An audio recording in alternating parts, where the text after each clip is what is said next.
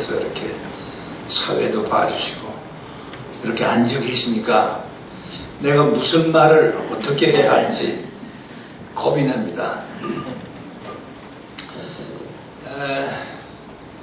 그냥 오래전에 유학을 갔다 왔으니 유학에 대한 말씀 좀 해주셔야 해서 가볍게 승낙을 했습니다만은 막상 말을 하려고 보니까 그렇게 쉽지가 않은 것 같습니다. 금년이 2013년, 아까 목사님께서도 잠깐 말씀하셨지만은 해방된 지 68년째이고, 그리고 6.25 전쟁이 나고 휴전된 지도 60년이 됐습니다. 나는 그 휴전 다음 해인 1954년에 미국에 유학을 갔습니다.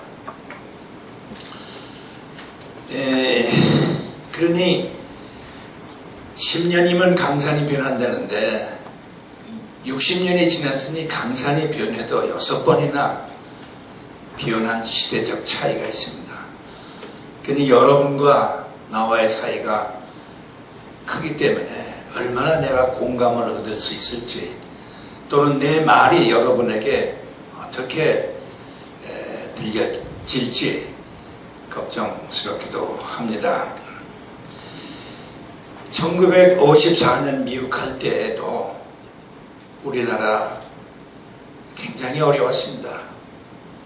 6.25 참상에 굉장히 비참했습니다.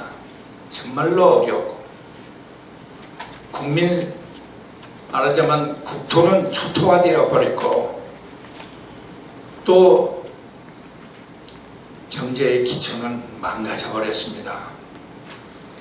그래서 먹을 것도 입을 것도 변변치 못하고 간신히 미국의 원조에 의해서 영어로 subsistence level 정도의 생활을 건건히 유지하고 나갈 때입니다. 그리고 미국 사람들이 우리한테 군사 원조도 많이 해줬지만은 한때는 미국의 인연 농산물 팔은 그 판매 대전이 우리나라 예산의 85%까지 점유하는 때가 있었습니다. 그만치 당시에 우리 경제는 지금의 그 아프리카 여러 나라들 생존선상에서 허덕이는 그러한 미개한 하나의 개발 도상국에 지나지 않았었습니다. 이때 나는 고등학교 시절에 별별 영어는 잘 못하지만은 통역을 하면서 식군단과 같이 38선을 넘어서 이북에 갔었습니다만은 당시 중공군의 참전으로 후퇴를 했고, 나는 돌아와서 전시연합장에 갔습니다. 서울대학교 영문과에 입학을 했습니다. 그래서 1, 2년 공부하다가 보니까 셰익스피어라든가 T.S. 엘리어트의 시라든가 이러한 영문학이 생사의 기로에서 허덕이는 이 나라 국민들을 위해서 또 생활 개선에서 무슨 도움이 될까? 과연 영문학이 나에게는 무슨 의미가 있고 나라에는 무슨 도움이 될 것인가? 이러한 회의에 빠졌고 고민을 했습니다. 그래서 고민 끝에 나는 영문학을 접고 경제학을 공부하기로 결심을 했습니다. 당시의 화두는 경제 재건에 있었습니다. 어떻게 하면 이 나라를 다시 일으키느냐 하는 것이 화두였습니다. 그래서 미국에 가서 공부하려고 일찍이 미국에 갔습니다만은 막상 미국이 잘 산다는 것은 알았지만 막상 미국에 가보니까 우리와는 너무나도 차이가 있었습니다. 우리는 너무나도 가난했고 미국은 너무나도 풍요롭게 살았습니다. 우리는 왜 가난한가? 우리는 대대로 왜 가난했던가? 또 그 가난을 의식조차 못하고 가난을 하나의 숙명으로 생각하고 살아온 우리 민족 그리고 우리 조상들, 이래서는 안 되겠다. 우리도 미국처럼 잘 살아봐야 되겠다. 이러한 생각을 갖게 됐고, 어려운 여건 하에서도 공부하고 또 공부했습니다.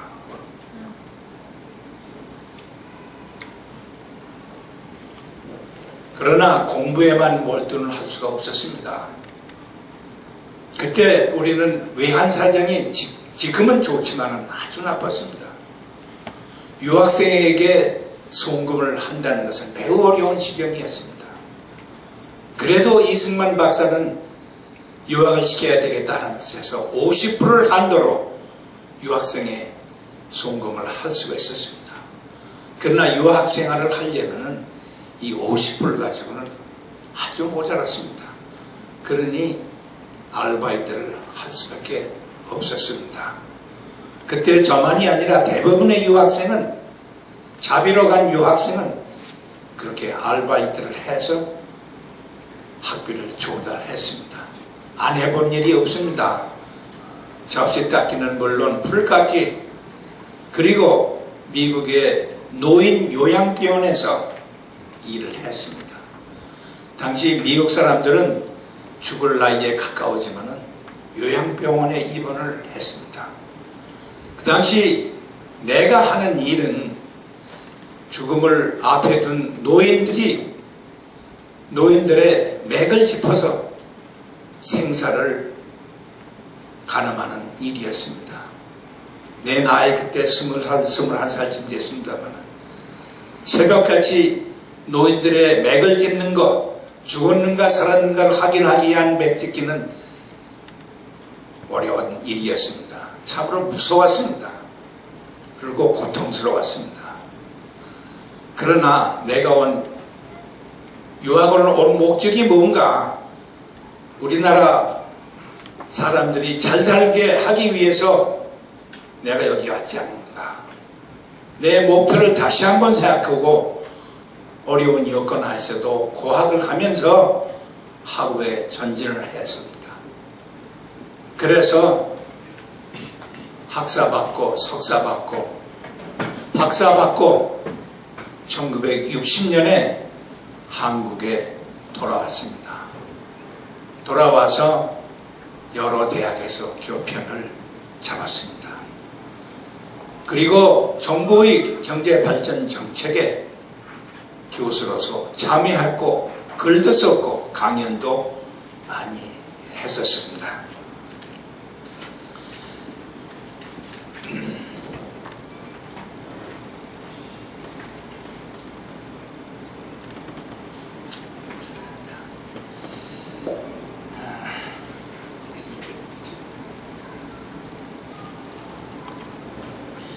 그때 미국 사람들이 우리에게 1980년 초까지 내가 알기로는 270억 불 정도의 원조를 해줬습니다. 세상에 그런 나라 없지요. 270억, 적은 돈 아닙니다. 그때 우리에게 준 군사 원조 말고 내가 가장 미국 사람들이 우리에게 공헌을 했다 하는 것은 많은 사람들을 미국에 데려가서 교육시킨 것입니다. 많은 우리 군인들이 미국에 가서 훈련받고 교육받았습니다. 많은 공무원들, 많은 교직원들, 미국 사람들은 미국으로 초청해서 교육시키고 훈련시켰습니다. 그리고 자비로 유학한 사람도 나처럼 적지 않았었습니다. 이 사람들이 1950년대 그리고 60년대에 대거 귀국을 해서 나라 발전에 크게 이바지했습니다. 어떤 면에서는 이러한 유학생들 또는 군인들, 공무원들이 우리나라 경제 발전에 선도적 역할을 했다고 볼 수 있습니다. 만약 이러한 외국에서 교육받은 사람이 대거 귀국해서 경제 발전에 참여하지 않았더라면 우리가 경험한 압축된 고도 성장은 있을 수가 없었습니다. 뿐만 아니라 이들이 대거 귀국해서 대학 교수, 기타 여러 직업을 택했습니다. 내가 여기서 강조하고 싶은 것은 유학생에 의한 한국 교육의 일대 혁신입니다. 대학 교수, 여러 방면에 걸친 사람들이 새로운 교과서 쓰고 논문 쓰고 또 현대식 교수 방법으로 가르쳤습니다. 이것이 급진적으로 확산되어서 교육의 일대 혁신을 가져왔는데, 내가 대학교 다닐 때만 하더라도 많은 교수들은 그저 옛날 자기가 어디서 가져왔는지 모르지만 노트북 가져와서 처음부터 끝까지 읽어줬습니다. 학생들은 그저 엎드려서 그걸 받아쓰기만 했었습니다. 이것이 그 당시에 우리의 교육의 현실이었습니다만, 유학생들이 돌아와서 교과서, 새로운 교과서 만들고 논문 쓰고 새로운 방법에 의한 교수로서 일대 혁신을 가져왔던 것입니다. 그런데 여기서 제가 시간도 많이 갔습니다만, 한 가지 유학을 또 가려고 하는 사람들에게 꼭 한마디 하고 싶은 얘기가 있습니다. 그것은 자기 자신을 알아라 하는 겁니다. 자기 자신에 대한 성찰이 있어야 됩니다. 내가 누구인가? 우리는 누구인가? Who am I? Who we are? 이에 대한 성찰이 있어야 됩니다.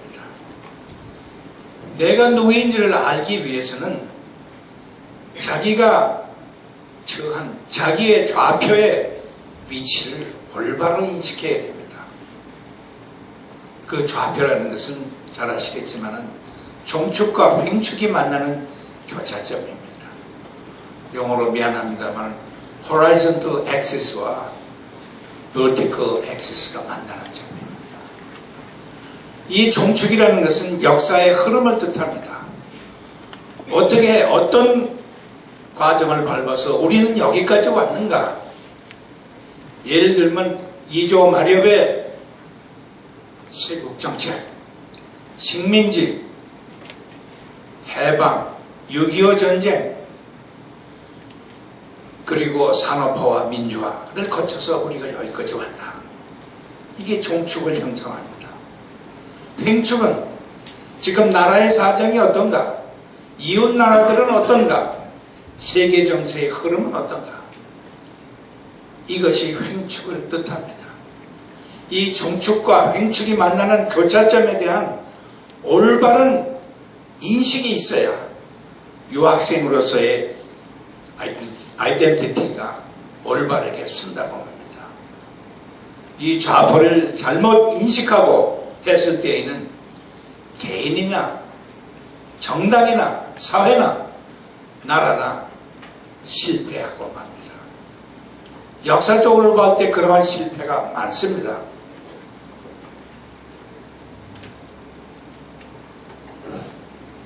돌이켜보면은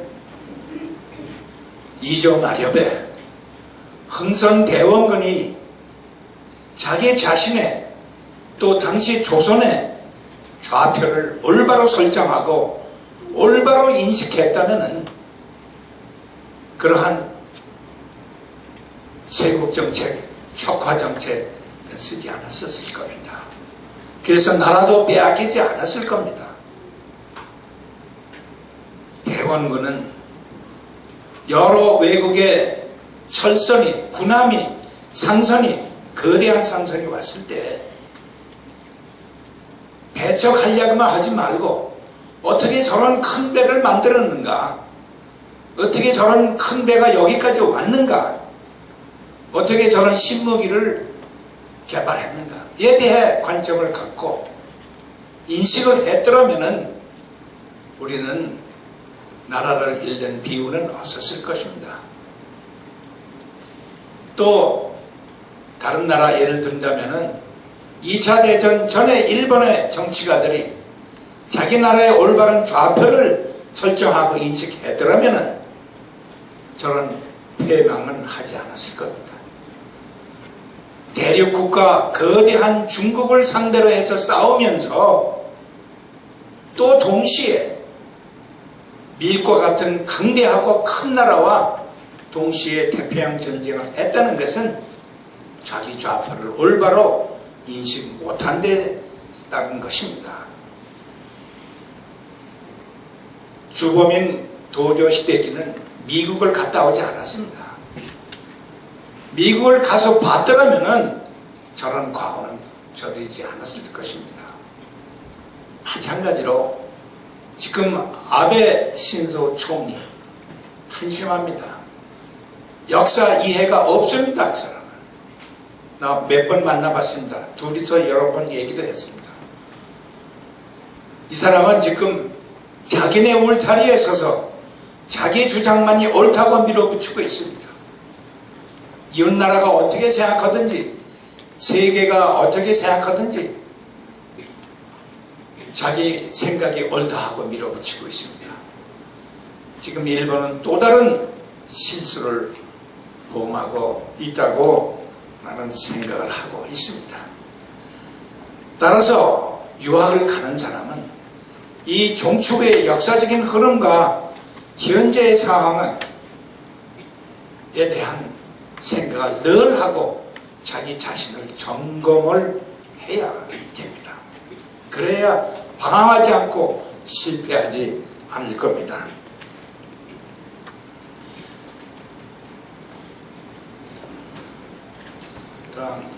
결론적으로 말씀을 드려서 지금 시간이 없어서 지금의 한국의 경제적 위상은 어떤가?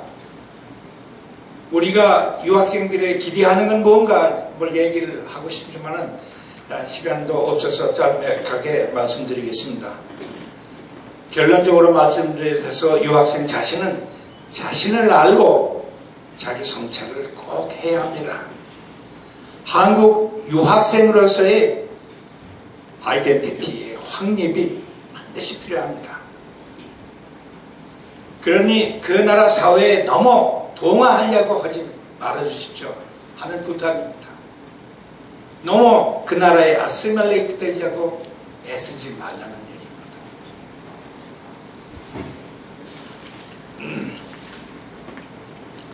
국경 없는 이 글로벌리제이션 시대에 좋은 직업 얻어서 잘 살면 됐지 무슨 뭐 내셔널 아이덴티티냐 이렇게 생각하시는 분들도 있을 것입니다. 많을 것입니다. 그런데 내가 생각하기에는 이 내셔널 아이덴티티가 영악할 때 그런 사람이 글로벌라이즈드 퍼슨이 될 수 있다고 생각이 됩니다.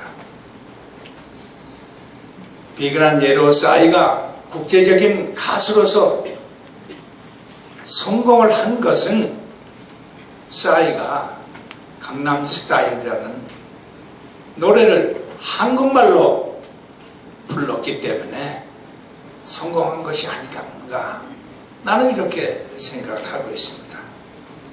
다시 말하면 가장 한국적인 것이 가장 세계적인 말도 있지 않습니까?